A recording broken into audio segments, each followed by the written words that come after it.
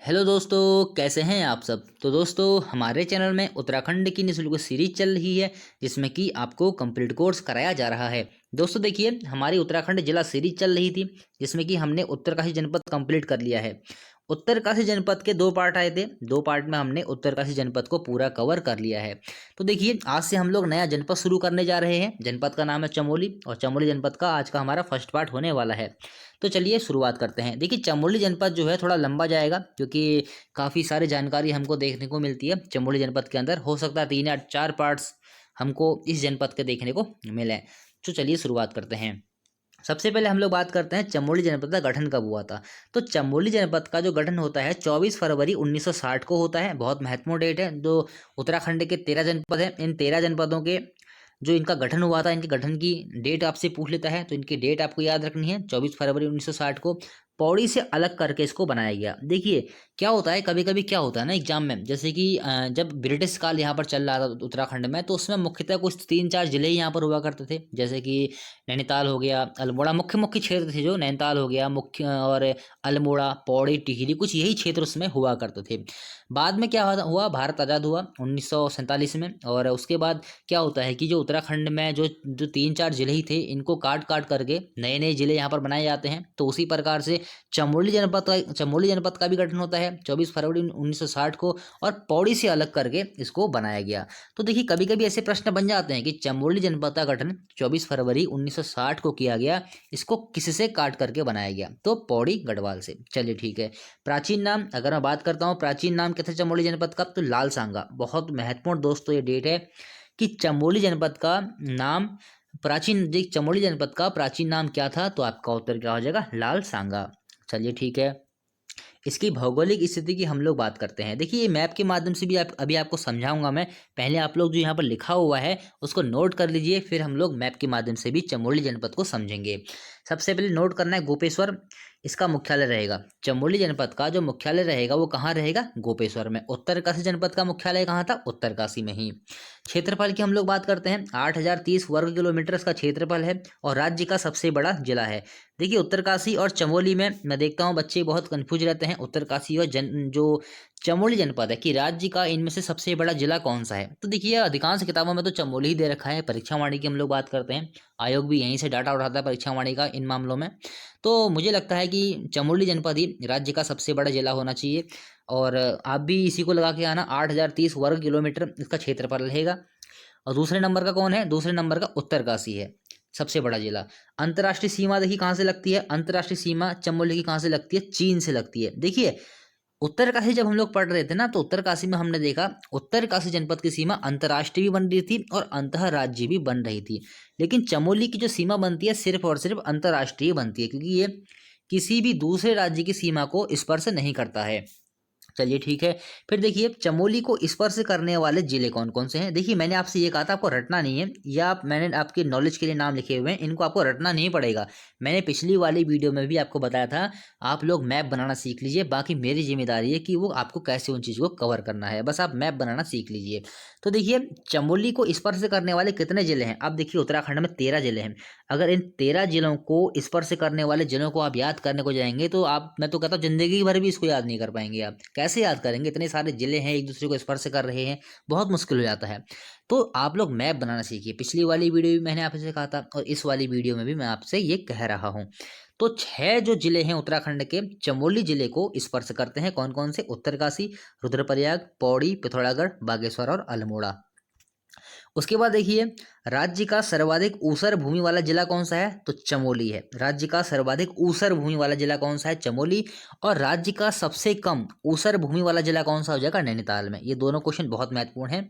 चलिए ठीक। फिर देखिए, प्रतिशत की दृष्टि से चमोली राज्य का सबसे कम सिंचित क्षेत्रफल वाला जिला है। बहुत महत्वपूर्ण दोस्तों ये प्रश्न है कि प्रतिशत की दृष्टि से राज्य का सबसे कम सिंचित क्षेत्रफल वाला जिला कौन सा है, चमोली। और प्रतिशत की दृष्टि से राज्य का सर्वाधिक सिंचित क्षेत्रफल वाला जिला कौन सा है, उधम सिंह नगर। चलिए ठीक, थोड़ा हम इसको मैप के माध्यम से आप समझ लेते हैं जो चमोली जनपद है इसकी भौगोलिक स्थिति। तो देखिए ये है हमारा उत्तराखंड का मैप। हर जो आपकी चमोली, जो आपका चमोली हो, उत्तरकाशी हो, पिथौरागढ़ हो, चंपावत हो, जो भी आपका डिस्ट्रिक्ट आपका आएगा, मैं इसी मैप के माध्यम से उसको समझाऊंगा, क्योंकि इसी मैप पे मैंने सब कुछ बना रखा है हर जनपद के बारे में। तो देखिए हमने उत्तरकाशी जनपद तो पढ़ लिया है। देखिए ये है हमारा चमोली जनपद, यहाँ पर ये है हमारा चमोली जनपद। ये आप लोग देख रहे होंगे, ये जो एरिया आ रहा है पूरा का पूरा चमोली जनपद से है। और ये है हमारा हिमाचल प्रदेश का एरिया, ये है हमारा नेपाल का एरिया, ये है हमारा चीन वाला, यानी कि तिब्बत। 1962 में क्या हुआ था? 1962 में चीन ने तिब्बत पर अपना अधिकार कर लिया था। तो जो तिब्बत का क्षेत्र है वर्तमान में किसके अधिकार में है? चीन के अधिकार में है। तो आप लोग यहाँ पर से देख सकते हैं, ये हमारा चीन का एरिया है। चीन कहूँ या तिब्बत कहूँ, बात एक ही है। तो देखिए ये वाला जो हमारा एरिया आएगा, जो ये सीमा बन रही है, ये चीन से बन रही है। तो चमोली जनपद, देखिए चमोली हमारा कहाँ से कहाँ तक आ रहा है? यहाँ से लेकर यहाँ तक देखिए चमोली जनपद की सीमा बन रही है। तो चमोली जनपद की जो सीमा बनती है अंतर्राष्ट्रीय, किस देश के साथ बन रही है? चीन के साथ बन रही है। तो ये आप समझ गए होंगे। उसके बाद मैंने आपसे ये कहा था कि जो चमोली जनपद है वो राज्य के 6 जिलों को स्पर्श कर रहा है। कौन कौन से? देखिए यहाँ पर से उत्तरकाशी, ये रुद्रप्रयाग है, और देखिए ये पिथौरागढ़ है, फिर देखिए यहाँ पर हमारा बागेश्वर है, ये हमारा पौड़ी है, और देखिए एक कौन सा आएगा हमारा? एक यहाँ पर से आ जाएगा कौन सा? उत्तरकाशी, रुद्रप्रयाग, पौड़ी, पिथौरागढ़, बागेश्वर। एक ये देखिए यहाँ पर अल्मोड़ा को भी स्पर्श कर रहा है। तो इस प्रकार से आप लोग देख सकते हैं कि जो आपको रटने की जरूरत नहीं है। अगर आपको मैप आपने बनाना सीख लिया है तो बिल्कुल भी रटने की आपको जरूरत नहीं पड़ेगी। इतने सारे जनपद हैं, एग्जाम में किसी भी जनपद से आपसे पूछ सकता है कि ये जो जैसे पौड़ी जनपद है, बताइए पौड़ी जनपद इनमें से किस जनपद को स्पर्श नहीं कर रहा है? मान लीजिए आपके सामने 4 ऑप्शन रख दिए। अब आपको याद करने की कोशिश करेंगे, इन चीज़ों को ना याद नहीं कर पाएंगे। तो देखिए फिर से मैं आपसे कह रहा हूँ, मैप बनाना आप लोग सीख लीजिए। चीज़ें कैसे कवर करनी है ये मैं आपको हर वीडियो में बता रहा हूँ। चमोली जनपद हमारा ये है, देखिए यहाँ से आसानी से आप लोग जज कर सकते हैं। उत्तरकाशी को देखिए यहाँ पर से स्पर्श कर रहा है, रुद्रप्रयाग को देखिए पूरा स्पर्श कर रहा है, पौड़ी जनपद हमारा ये आ गया, अल्मोड़ा को यहाँ पर से स्पर्श कर रहा है, बागेश्वर को यहाँ से स्पर्श कर रहा है, पिथौरागढ़ को यहाँ से स्पर्श कर रहा है। तो इस प्रकार देखिए बहुत आसान हो जाएगा अगर आप लोग मैप बनाना सीखते हैं। तो ये देखिए ये थी हमारी चमोली जनपद की कहानी, जो हम लोग मैप के माध्यम से हमने पढ़नी थी। चलिए ठीक, हम लोग देखते हैं आगे। उसके बाद देखिए थोड़ी जो हमारा जो चंपावत जो हमारा चमोली जनपद है उसकी प्रशासनिक व्यवस्था की हम लोग बात कर लेते हैं। जनसंख्या घनत्व जो रहेगा यहाँ का 49 रहेगा, और विधानसभा क्षेत्र यहाँ पर कितने रहेंगे? 3 रहेंगे। कौन कौन से? बद्रीनाथ, कर्णप्रयाग और थराली। और जो थराली रहेगा, जो थराली विधानसभा क्षेत्र है वो अनुसूचित जाति के लिए आरक्षित है। देखिए जो भी जनजातियों, जो अनुसूचित जनजाति के लिए जो भी आरक्षित रहेगा वो बहुत महत्वपूर्ण रहेगा आने वाले एग्जाम के लिए। तो थराली जो विधानसभा क्षेत्र है चमोली जनपद में, वो अनुसूचित जाति के लिए आरक्षित है। तहसील की बात करें तो तहसील 12 हैं, और देखिए कौन कौन सी हैं? चमोली, जोशीमठ, कर्णप्रयाग, थराली, पोखरी, गैंडसैंण, घाट, जिलासू, आदिबद्री, नंदप्रयाग, नारायणबगड़ और देवाल। ये सभी जो हैं कहाँ की तहसील हैं? ये हैं चमोली जनपद की। तो जब क्या होता है, एग्जाम थोड़े अच्छे स्तर पर आता है, मतलब कि थोड़ी वहाँ पर चीज़ें हार्ड लेवल पर रखी जाती हैं, तो ये तहसील में पूछ लेते हैं। जैसे कि यहाँ पर देखिए घाट तहसील है, देवाल है, नारायण बगड़ है। देखिए कुछ नाम तो आपने सुने होंगे, जैसे कि देखिए चमोली, जोशीमठ, कर्णप्रयाग, थराली, और देखिए आदि बद्री नाम सुना होगा, नंदप्रयाग सुना होगा। आपने कौन कौन से नाम नहीं सुने हैं? देखिए गैरसैंण भी नाम आपने सुना होगा। आप अपने नारायण बगड़ जैसे नाम नहीं सुने होंगे, घाट नाम नहीं सुने होंगे, जिलासू नाम नहीं सुने होंगे। तो देखिए ज़्यादा आपको याद करने की आवश्यकता नहीं है। आपने जो नाम सुने हैं वो तो आपको याद है, जो आपको नाम आपने नहीं सुने हैं फोकस आपको उन्हीं में रखना है। चलिए ठीक है, विकास खंड की बात करते हैं। तो आज 8 विकास खंड हैं। कौन कौन से? जोशीमठ, दसौली, घाट, कर्णप्रयाग, नारायणबगड़, थराली, देवाल, गैरसैंण। ये यहाँ के विकास खंड हो जाएंगे। साक्षरता की हम लोग बात करते हैं। 82.65% यहाँ की साक्षरता है।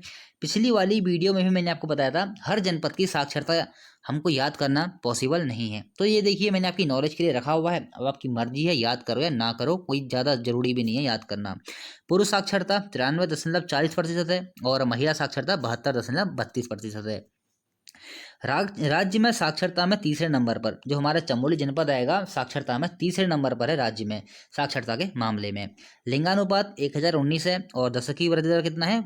5.74%। तो ये थी यहाँ की प्रशासनिक व्यवस्था की बात। साक्षरता में सबसे पहला स्थान किसका है उत्तराखंड में? ये है देहरादून का। चलिए ठीक है, बढ़ते हैं आगे। फिर देखिए 20 जुलाई 1970 को अलकनंदा नदी में आए बाढ़ से चमोली के अधिकांश राजकीय भवन नष्ट हो गए। अतः चमोली से 11 किलोमीटर दूर गोपेश्वर में जिला मुख्यालय बनाया गया। मैंने आपको बताया ना कि जो चमोली जनपद का जो मुख्यालय है वो कहाँ है, गोपेश्वर में स्थित है। पहले चमोली में ही था। होता क्या है, 20 जुलाई 1970 को अलकनंदा नदी में बाढ़ आ जाती है। बाढ़ आने के कारण जो वहाँ के राजकीय भवन थे चमोली में वो सब नष्ट हो जाते हैं।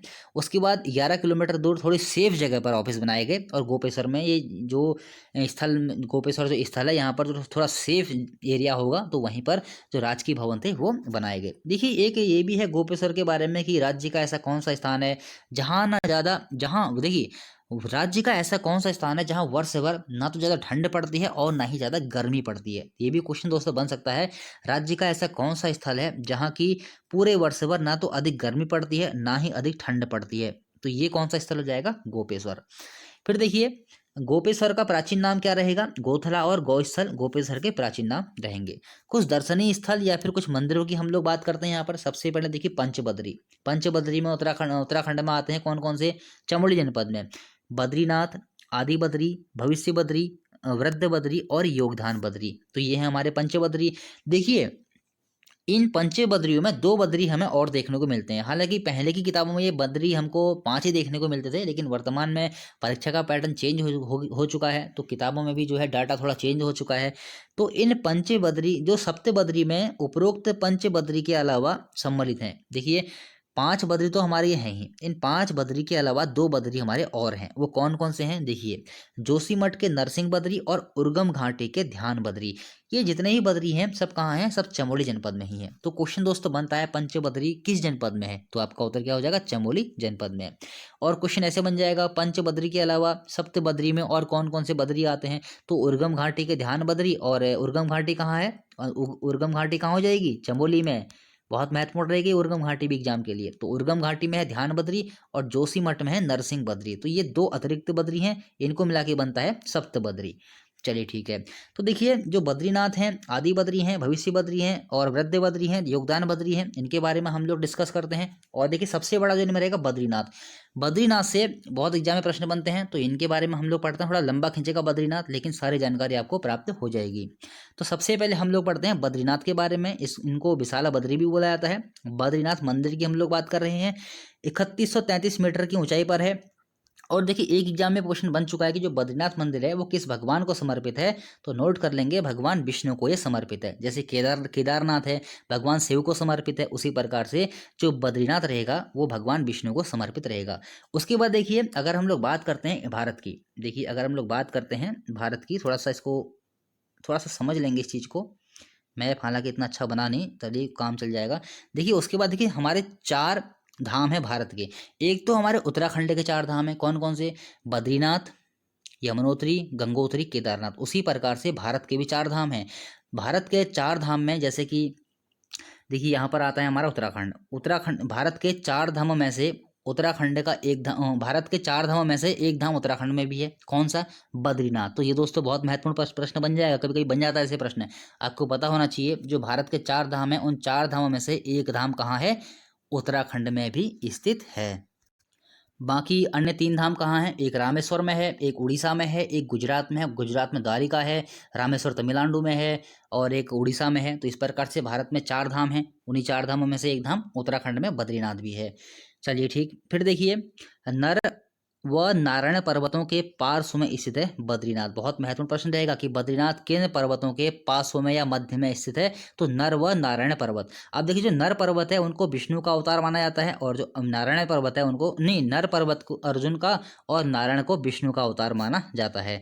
चलिए ठीक है। उसके बाद देखिए अन्य नाम जो बद्रीनाथ हमारा है उसके अन्य नाम क्या क्या है, मुक्तिप्रदा, योग सिद्धा, बद्रीवन, बद्रिका आश्रम, विशाला और नारायण आश्रम। ये सारे के सारे नाम बद्रीनाथ के हैं।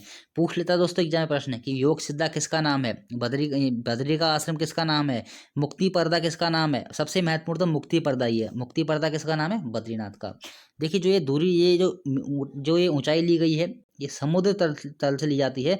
समुद्र तल से 3133 मीटर की ऊंचाई पर बद्रीनाथ स्थित है। चलिए ठीक है, बढ़ते हैं आगे।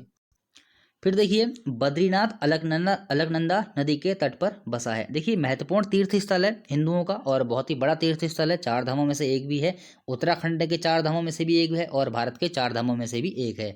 तो यहाँ से जो भी जानकारी आपको मिल रही है बहुत महत्वपूर्ण रहेगी। तो बद्रीनाथ किस नदी के तट पर बसा हुआ है? अलकनंदा नदी के तट पर। फिर देखिए बद्रीनाथ के कपाट कब खुलते हैं? ये क्वेश्चन दोस्तों काफी बार एग्जाम में बन चुका है।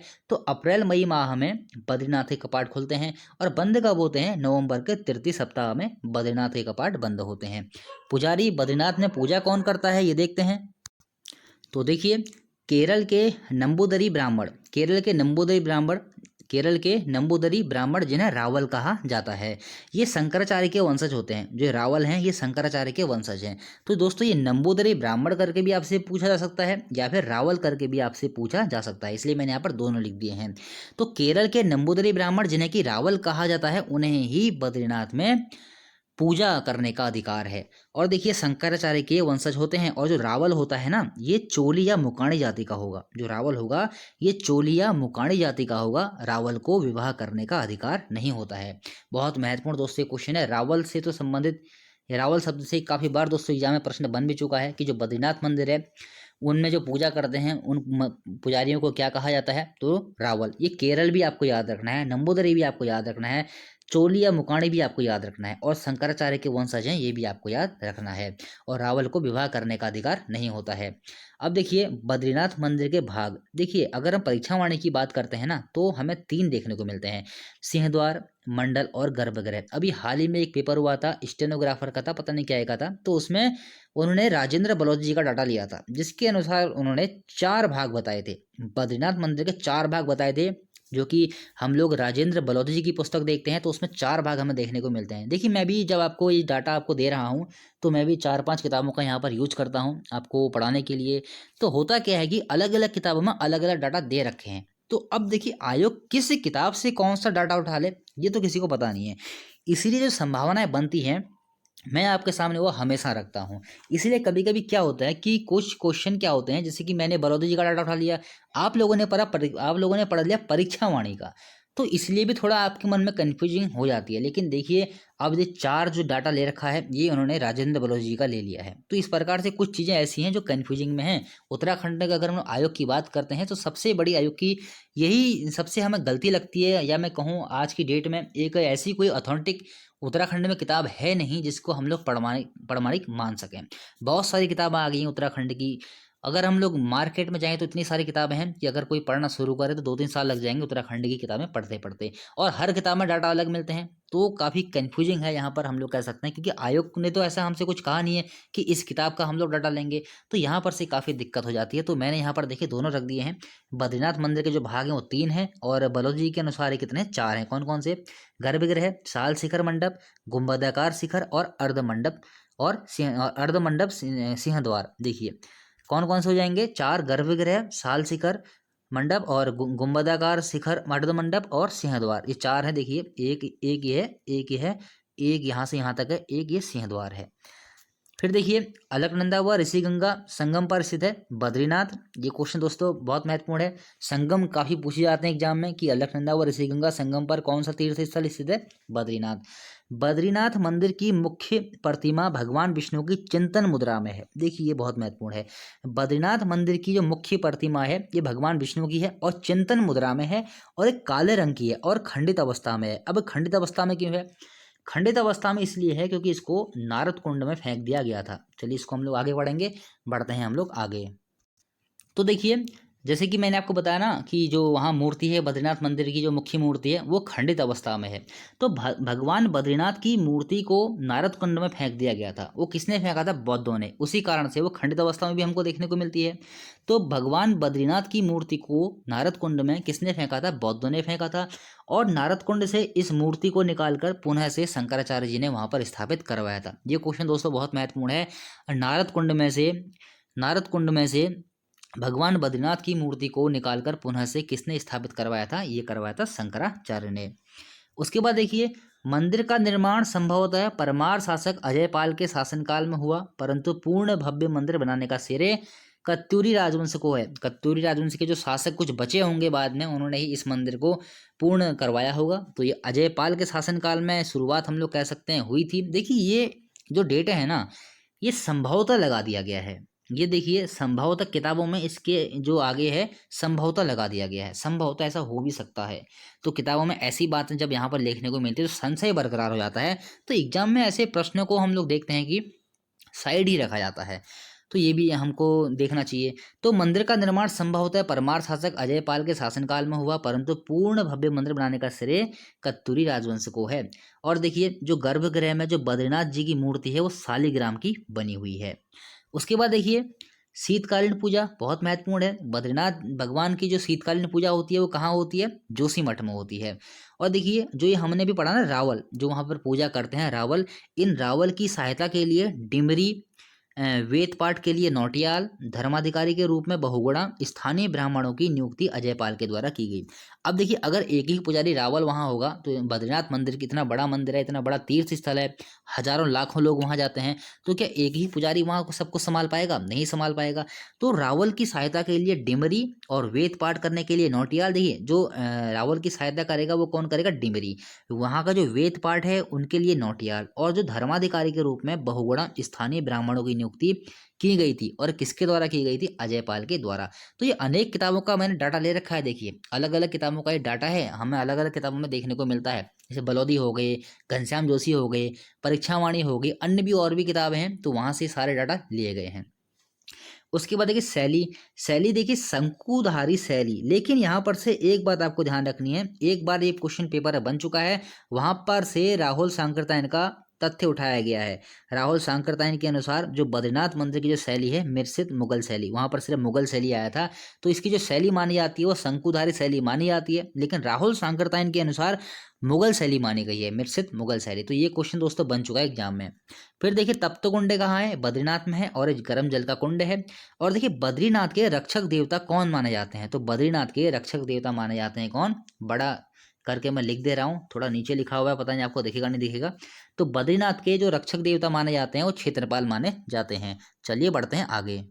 तो मैंने आपसे कहा था ना बद्रीनाथ जो है थोड़ा हमारा लंबा खींचेगा, क्योंकि काफ़ी सारी जानकारी हमको यहाँ से पढ़नी है। फिर देखिए प्रतिवर्ष बद्रीनाथ मंदिर के कपाट खुलने से पूर्व कौन सा मेला लगता है? तो ये लगता है पौराणिक तिमुंडा मेला। किसी भी शनिवार को लग सकता है ये प्रतिवर्ष।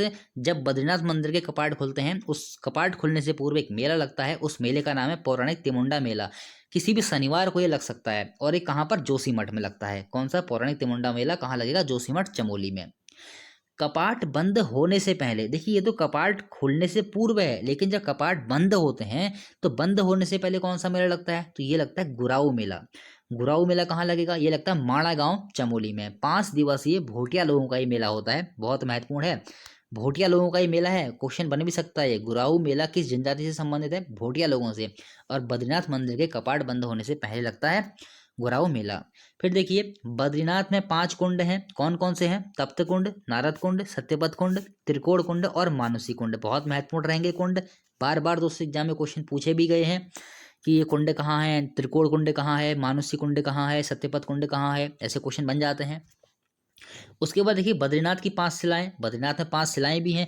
देखिए 5 कुंड कहाँ हैं, 5 शिलाएं कहाँ हैं, 5 धाराएं कहाँ हैं, ये क्वेश्चन बन जाते हैं एग्जाम में, तो आपको नोट करके रखना है सारे के सारे क्वेश्चन। तो देखिए 5 शिलाएं कहाँ हैं? ये भी बद्रीनाथ में ही है। गरुड़ शिला, नारद शिला, मार्कंडेय शिला, इंद्र शिला, ब्रह्म कपाल शिला, ये सब कहाँ हो जाएंगी? बद्रीनाथ में। 5 धाराएं भी बद्रीनाथ में है, कौन कौन सी हैं? एक मिनट, थोड़ा सा क्या हो गया, थोड़ी सेटिंग बिगड़ गई, चलिए सही करते हैं इसे। हाँ चलिए ठीक है। तो कहाँ थे हम लोग? हम थे पंचधाराओं में। तो देखिए पंचधाराएं हमारी कौन कौन सी हैं?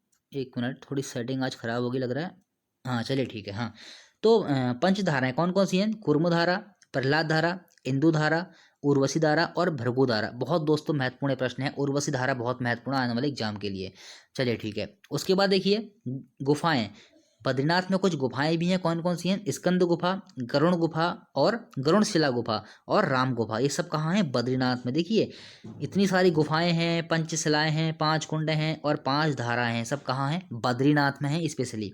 और देखिए कुछ गुफाएं यहाँ पर हमको माणा गांव में देखने को मिलती हैं। मुचकुंद गुफा, गणेश गुफा और व्यास गुफा, ये सारी गुफाएं कहाँ हो जाएंगी? माणा गांव चमोली में। उसके बाद देखिए ब्रह्मा कपाली, ब्रह्मा कपाली नामक क्षेत्र कहाँ पर है? बद्रीनाथ के पास में ही है ये। और ये पितरों को पिंडदान अर्पित करने के लिए ये प्रसिद्ध है। कौन सा? ब्रह्मा कपाली। ये क्वेश्चन दोस्तों बनते रहते हैं ऐसे कि ब्रह्मा कपाली नामक स्थल किस तीर्थ स्थल के पास है? तो आपका उत्तर क्या हो जाएगा? ब्रह्मा कपाली के पास, नहीं बद्रीनाथ के पास। ब्रह्मा कपाली बद्रीनाथ के पास स्थित है। शेष नेत्र झील कहाँ है? आने वाले एग्जाम के लिए अगर मैं कहूँ तो मोस्ट इंपोर्टेंट प्रश्न है। आने वाले एग्जाम के लिए मोस्ट इंपोर्टेंट ये प्रश्न रहेगा कि शेष नेत्र झील कहाँ पर है? तो ये है बद्रीनाथ में। और एक है चरण पादुका तीर्थ, ये भी कहाँ है? बद्रीनाथ में। अब देखिए किसी किसी किताब में हमको ये भी देखने को मिलता है ना कि बद्रीनाथ मंदिर का जीर्णोद्धार करवाया था दौलत राम सिंधिया ने। किसी किसी किताब में हमको ये भी देखने को मिलता है, तो आप लोग इसको भी नोट कर लीजिए।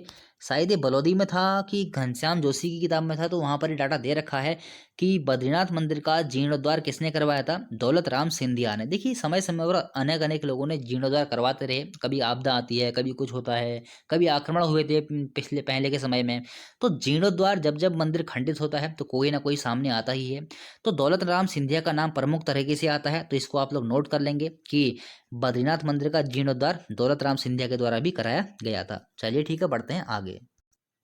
अब देखिए जब मैं पिछली वाली वीडियो में उत्तरकाशी वाली में आपको गंगोत्री यमुनोत्री पढ़ा रहा था, तो वहाँ से मैंने आपको ये बताया था कि जो शास्त्र हैं, जो पुराण हैं, उनमें हमें एक बात बताई गई है कि सर्वप्रथम जो चारधाम यात्रा है उत्तराखंड में कहाँ से शुरू करनी चाहिए और कहाँ पर ख़त्म करनी चाहिए। तो उसमें यह बताया गया है कि सर्वप्रथम यमुनोत्री से शुरू करनी चाहिए और ख़त्म करनी चाहिए बद्रीनाथ में। तो दोस्तों ये क्वेश्चन बहुत महत्वपूर्ण है और वर्तमान में भी इसको फॉलो किया जाता है। सर्वप्रथम जो यात्रा की जाती है चारधाम में, यमुनोत्री की जाती है, यमुनोत्री के बाद गंगोत्री की। देखिए यहाँ से क्वेश्चन कैसे कैसे बन सकते हैं आपके सामने। क्वेश्चन बनेगा केदारनाथ की यात्रा करने से पूर्व किस धाम की यात्रा करने का प्रावधान है? ऐसे प्रश्न बनेगा, तो आपका उत्तर क्या हो जाएगा? गंगोत्री। गंगोत्री की यात्रा करने से पूर्व किस धाम की यात्रा करने का प्रावधान है? तो आपका उत्तर क्या हो जाएगा? यमुनोत्री। बद्रीनाथ की यात्रा करने से पूर्व किस धाम की यात्रा करने का प्रावधान है? तो आपका उत्तर क्या हो जाएगा? केदारनाथ। देखिए ये क्वेश्चन होते हैं घुमाने वाले, तो ये आप सीरीज याद कर लीजिए, यमुनोत्री, गंगोत्री, केदारनाथ, बद्रीनाथ, ऐसे करके आपको याद करना है। बहुत आसानी से आपको याद हो जाएगा। तो ये सीरीज दोस्तों आपको याद होनी चाहिए, बहुत महत्वपूर्ण रहेगी। यमुनोत्री, गंगोत्री, केदारनाथ, बद्रीनाथ। फिर देखिए मान्यता है कि महाभारत के रचनाकार महर्षि वेदव्यास, जिनको महर्षि व्यास भी कहीं कहीं कहा गया है, क्योंकि देखिए इन्होंने वेदों की रचना की थी इसलिए इनको वेद व्यास कहा गया। तो वैसे इनका मूल नाम व्यास है। तो महर्षि व्यास ने यहीं पर स्थित व्यास गुफा में महाभारत की रचना की थी। ऐसे क्वेश्चन दोस्तों बन जाते हैं कभी कभी। व्यास गुफा कहाँ है जिसका संबंध महाभारत से है? तो देखिए ये है हमारी कहाँ पर? चमोली में ही है। अभी आपको नोट करवा भी चुका हूँ। तो मान्यता है एक ऐसी कि यहाँ पर ऐसा मतलब हुआ था करके, ऐसी एक मान्यता है। चलिए फिर देखते हैं। अगला है हमारा आदि बद्री। जैसे कि मैंने आपको पंच बद्री बताया था ना, सबसे पहले हमने बद्रीनाथ के बारे में पढ़ लिया, अब हम लोग आदि बद्री के बारे में पढ़ते हैं। तो देखिए यहाँ 16 मंदिर हैं वर्तमान में, लेकिन 14 ही बचे हैं, ये भी आपको पता होना चाहिए। आदि बद्री में यहाँ पहले 16 मंदिर थे, लेकिन वर्तमान में यहाँ 14 मंदिर बचे हैं। आदि बद्री को नौठा भी कहा जाता है, ये भी आपको नोट करना है, ऐसे क्वेश्चन बनते रहते हैं। आदि बद्री को नौठा भी कहा जाता है।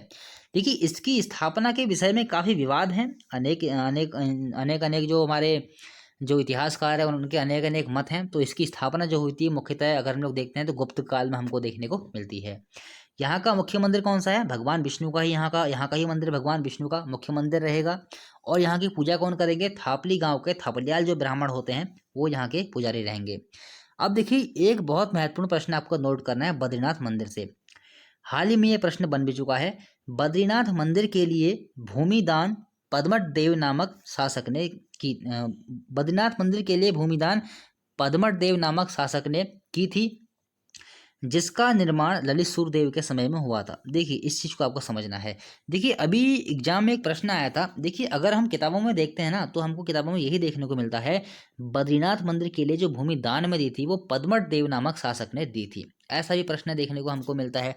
देखिए लेकिन मैंने अभी आपको ये भी बताया था कि जो अजय पाल, एक डेट मैंने आपको ये बताया था ना, अजय पाल, कि अजय पाल ने बद्रीनाथ मंदिर का संभव होता है उसके काल में ये कार्य शुरू करवाया गया था। लेकिन हम लोग ये देखते हैं कि ये चीज़ें कुछ मैच नहीं खा रही हैं। कुछ चीज़ें हम लोग देख रहे हैं ना, कुछ चीज़ें मैच नहीं खा रही हैं। अजय पाल और पद्मठ देव हो गया, ललित सूर्यदेव हो गया, क्योंकि ये लोग तो बहुत पहले आ गए थे। तो ये है किताबों की गलतियाँ। अब देखिए इनमें हम लोग क्या कर सकते हैं, इनमें हम लोग यही कर सकते हैं, चिंतन कर सकते हैं पहली बात तो। दूसरी बात आपको क्या करनी है, अजय पाल भी आप लोग याद रखिए, पद्मठ देव भी आप लोग याद रखिए, ललित सूर्यदेव भी आप लोग याद कर रखिए। क्या पता एग्जाम में जो एग्जामिनर है कौन सी किताब उठा ले, लेकिन वो अजय पाल एक साथ नहीं देगा। अजय पाल, ललित सूर्यदेव, पद्मठ देव, इन सब के नाम एक साथ नहीं देगा। अगर एक साथ देगा तो आपत्ति लगनी निश्चित है। तो ऐसे प्रश्नों में हम लोग आप देखिए आयोग तो जाने किस वाली किताब को उठा ले, हमें कोई पता नहीं है। क्योंकि देखिए उत्तराखंड में यही देखा गया है, अधिकांश जो विवादित प्रश्न होते हैं, एक किताब आपको देखने को मिलेगी, उस किताब में वो प्रश्न होगा, दूसरी किताब में उसका उत्तर कुछ और ही होता है। तो यहाँ पर से हम लोग देख रहे हैं अजय पाल और जो हम लोग पद्मठ देव, ललित सूर्यदेव हैं, ये जो यहाँ पर के जो डेट हैं वो हमको मतलब एक प्रकार से इनके जो काफ़ी हमको बीच में गैप देखने को मिल रहा है। अजय पाल तो काफ़ी बाद में आएगा। तो ये चीज़ें हम लोग आपको सिर्फ यहाँ पर से थोड़ा सा अपना दिमाग लगा के ऑप्शन जो एग्जाम में जो ऑप्शन आएगा उस पर आपको टिक करना है। तो ये कंडीशन दोस्तों मैंने आपको बता दी है। बाकी परेशान मत होना और ना ही कंफ्यूज होना कि सर ने ऐसा बताया वैसा बताया, कुछ गलत बता दिया। गलत कुछ भी नहीं बताया है, जो किताबों में लिखा हुआ है, जो संभावनाएं व्यक्त की गई हैं किताबों में, वही मैंने आपको बताई हैं। चलिए ठीक है। अब देखिए एक क्वेश्चन बना था अभी, बद्रीनाथ मंदिर के लिए भूमि दान में किसने दी थी। तो आयोग ने जो उत्तर सही माना है वो माना है ललित सूर्यदेव को, लेकिन किताबों में हमको पद्मठ देव भी देखने को मिलता है। अगर हम लोग घनश्याम जोशी की किताब देखते हैं तो वहाँ पर घनश्याम जोशी ने ये बताया है बद्रीनाथ मंदिर के लिए भूमि दान में जो दी थी वो पद्मठ देव ने दी थी। हालांकि बाद में अन्य शासक देते रहे थे, लेकिन शुरुआत पद्मठ देव से भी हमको देखने को मिली है। लेकिन आयोग ने ललित सूर्यदेव सही माना है, तो आपको भी ललित सूर्यदेव की तरफ जाना है। अगर ऑप्शन में ललित सूर्यदेव नहीं दिखता है तो उस कंडीशन में आप लोग पद्मठ देव की तरफ जाइए। देखिए अब आयोग ने हो सकता है कि इस आधार पर इसका उत्तर ललित सूर्यदेव दिया हो, क्योंकि देखिए पद्मठ देव ने तो भूमि दी थी, लेकिन जो निर्माण होता है ललित सूर्यदेव के समय ही हुआ था। तो आयोग की तो हम कुछ कह नहीं सकते हैं, लेकिन आपको ललित सूर्यदेव की तरफ ही जाना पड़ेगा। फिर देखिए भविष्य बद्री, तीसरा बद्री है हमारे पास। विष्णु भगवान की आधे आकृति की पूजा की जाती है। देखिए दोस्तों बहुत महत्वपूर्ण प्रश्न है, एग्जाम में प्रश्न बनेगा कि किस बद्री में भगवान विष्णु के आधी आकृति की पूजा की जाती है। तो आपका उत्तर क्या हो जाएगा, भविष्य बद्री। कहाँ है ये, सुबही गांव है जोशीमठ में, वहीं पर ये स्थित है। चलिए बढ़ते हैं आगे। फिर देखिए अगला है वृद्ध बद्री। वृद्ध बद्री कहाँ हो जाएगा, यहाँ पर आदि गुरु, ये भी हमारा जोशीमठ चमोली में है। यहाँ पर आदि गुरु शंकराचार्य द्वारा भगवान विष्णु की मूर्ति सर्वप्रथम स्थापित की गई थी। फिर पांचवा है योगध्यान बद्री, ये भी कहाँ है, चमोली में। यहाँ भगवान विष्णु की वासुदेव के रूप में पूजा की जाती है। तो दोस्तों ये प्रश्न महत्वपूर्ण है कि किस बद्री में भगवान विष्णु की वासुदेव के रूप में पूजा की जाती है, योगध्यान बद्री में। उसके बाद देखिए शीतकाल में बद्री विशाल के कपाट बंद होने पर बद्री विशाल की चतुर्मुखी मूर्ति यहीं पर लाई जाती है। कहाँ पर, योगदान बद्री में। अब देखिए हमारे पंचबद्री हो गए हैं, अब हम लोग पंच केदार की बात कर लेते हैं। पंच केदार में देखिए 5 केदार हैं। 5 केदार में से 3 केदार 5 केदार में से 2 केदार चमोली में है, बाकी 3 केदार रुद्रप्रयाग में है। तो जो 2 केदार चमोली में है हम लोग उनका अध्ययन करेंगे, बाकी जो 3 केदार रुद्रप्रयाग में है उनको हम लोग रुद्रप्रयाग वाले जनपद में पढ़ेंगे। कौन कौन से, कल्पेश्वर महादेव और रुद्रनाथ चमोली में है, और तुंगनाथ, मदमहेश्वरनाथ और केदारनाथ कहाँ है, रुद्रप्रयाग में। इनको आप लोग नाम, इनको आपको याद कर लीजिए कि कौन कौन से जनपद में पढ़ते हैं। तुंगनाथ किस में है, मदमहेश्वर किस जनपद में है, केदारनाथ किस जनपद में है, रुद्रनाथ किस जनपद में है, कल्पेश्वर महादेव किस जनपद में है, पूछे जाते हैं बार बार, तो आपको याद कर लेने हैं। तो देखिए सबसे पहले हम लोग पढ़ते हैं रुद्रनाथ के बारे में। रुद्रनाथ कहाँ है, चमोली में, 2286 मीटर की ऊंचाई पर है। और देखिए ऊंचाई बहुत कम पूछी जाती है, ऊंचाई आपसे बहुत कम पूछी जाएगी एग्जाम में। ऊंचाई देखिए अधिकांश पर्वतों की पूछी जाती है, जो मुख्यतः पर्वत होते हैं, नंदा देवी हो, नंदा देवी पूर्वी, पश्चिमी, कामेट हो, तो ये जो मुख्यतः पर्वत है उनकी ऊंचाई पूछी जाती है। बाकी जो पंच केदार हैं, और देखिए जो हमारे 4 धाम है, जैसे बद्रीनाथ हो, यमुनोत्री हो, गंगोत्री हो, केदारनाथ हो, इनकी ऊंचाई भी आपसे पूछ ली जाती है, क्योंकि जो मुख्य तीर्थ स्थल है ये। चलिए ठीक है।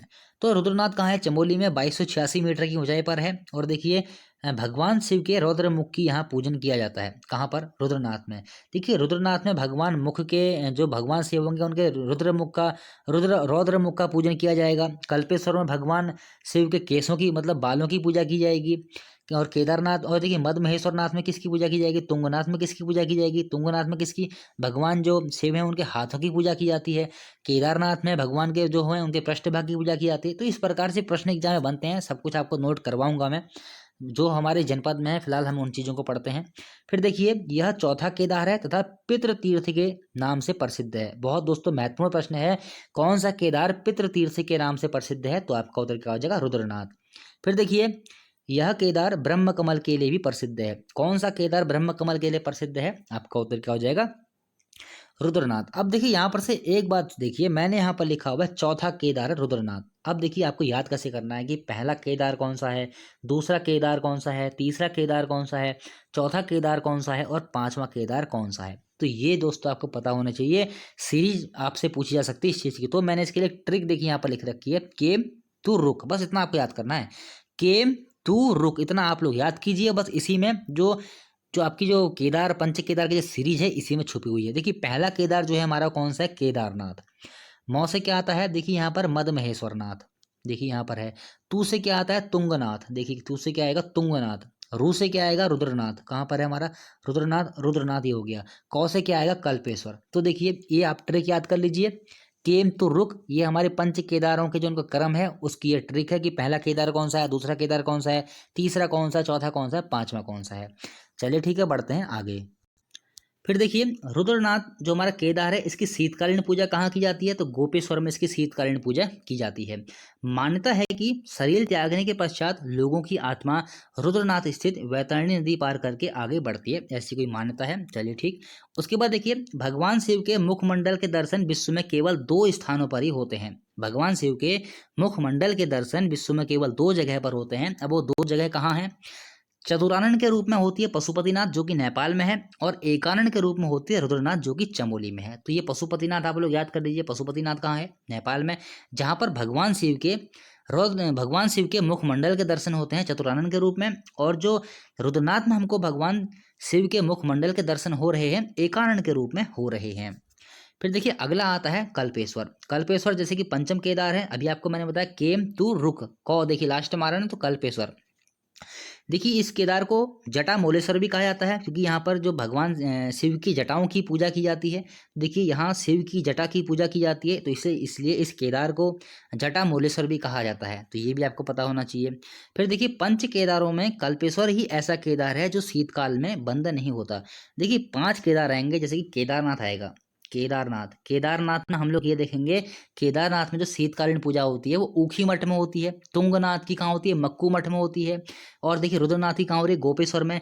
लेकिन पंच केदारों में मात्र कल्पेश्वर ही एकमात्र ऐसा केदार है जो कि वर्ष भर खुला रहता है, शीतकाल में भी ये बंद नहीं होता। क्वेश्चन ऐसे बनेगा, पंच केदारों में ऐसा कौन सा केदार है जो कि वर्ष भर खुला रहता है? तो आपका उत्तर क्या हो जाएगा?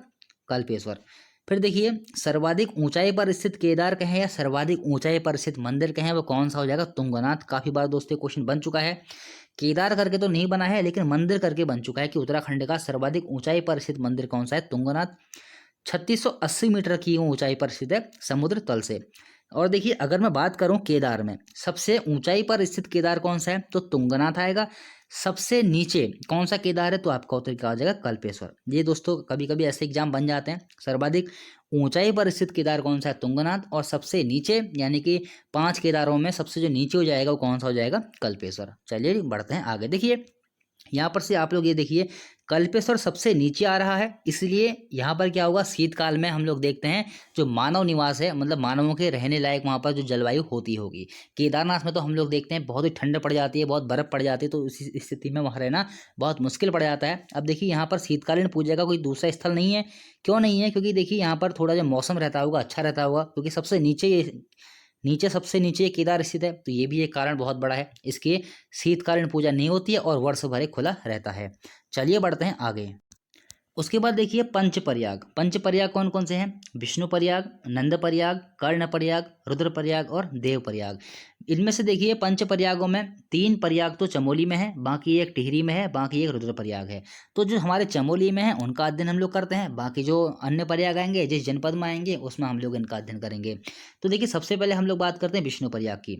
अलकनंदा व विष्णु गंगा, जिसको पश्चिमी धौली गंगा भी कहा जाता है, इसके संगम पर है। तो ये एक पश्चिमी धौली गंगा भी आपके सामने ऑप्शन में आ सकता है, या विष्णु गंगा भी आ सकता है, तो दोनों आपको याद रखने हैं। उसके बाद देखिए संगम के दोनों ओर जय विजय पर्वत हैं। देखिए बहुत महत्वपूर्ण प्रश्न है कि जो विष्णु प्रयाग है इस विष्णु प्रयाग के दोनों ओर कौन से पर्वत हैं? तो आपका उत्तर क्या हो जाएगा? जय विजय पर्वत है। जैसे हमने देखा ना अभी अर्जुन और विष्णु वाला जो हमने देखा था, नर और नारायण पर्वत किसके? बद्रीनाथ के।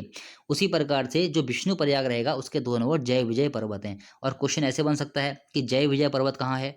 देखिए यहीं से क्वेश्चन और बन गया, जय विजय पर्वत कहाँ है? चमोली जनपद में। चलिए ठीक है। फिर देखिए यहाँ विष्णु कुंड के निकट विष्णु का मंदिर भी है। कहाँ पर? विष्णु प्रयाग में ही एक विष्णु कुंड है जिसके निकट एक विष्णु का मंदिर भी है। अगला आता है नंद प्रयाग। नंद प्रयाग देखिए किन किन नदियों के संगम पर है?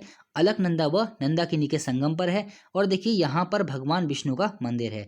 दोस्तों ये इस संगम तो काफी बार एग्जाम में पूछ लिए गए हैं, तो आपको सारे संगम याद होने चाहिए। अगला आता है कर्ण प्रयाग।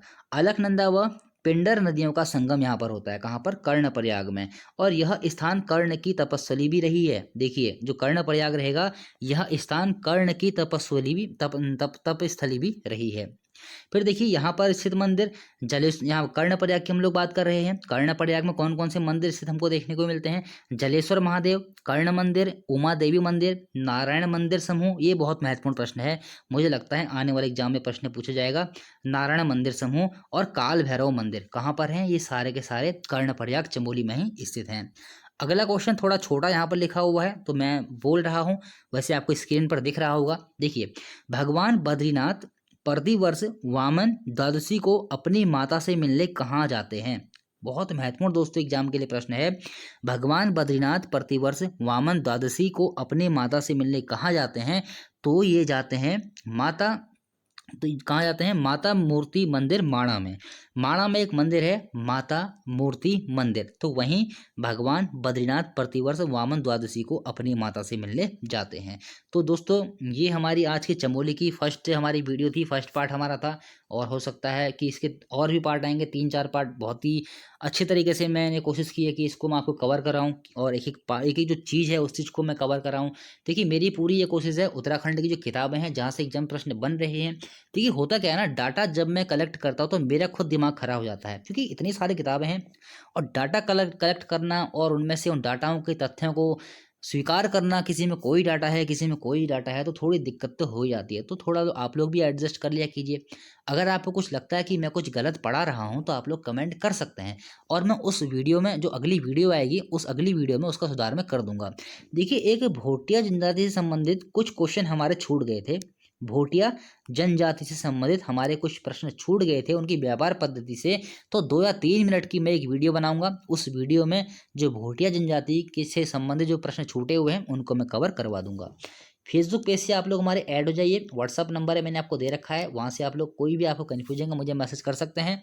और फेसबुक पेज का लिंक आपको नीचे डिस्क्रिप्शन में मिल जाएगा, व्हाट्सअप नंबर भी मैंने नीचे डिस्क्रिप्शन में दे रखा है। तो दोस्तों आज के लिए इतना ही, मिलते हैं अगली वीडियो में। अगर वीडियो पसंद आई हो तो लाइक कीजिए और चैनल को सब्सक्राइब कीजिए।